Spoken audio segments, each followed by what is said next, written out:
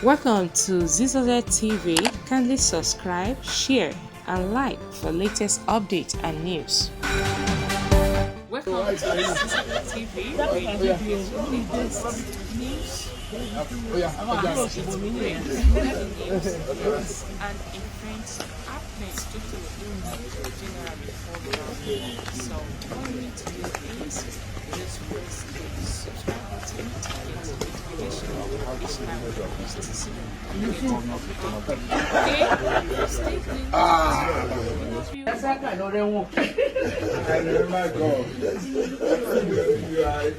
You copy me.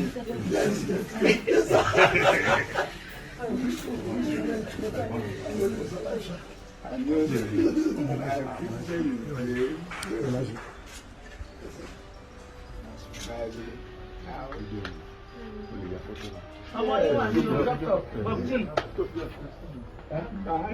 I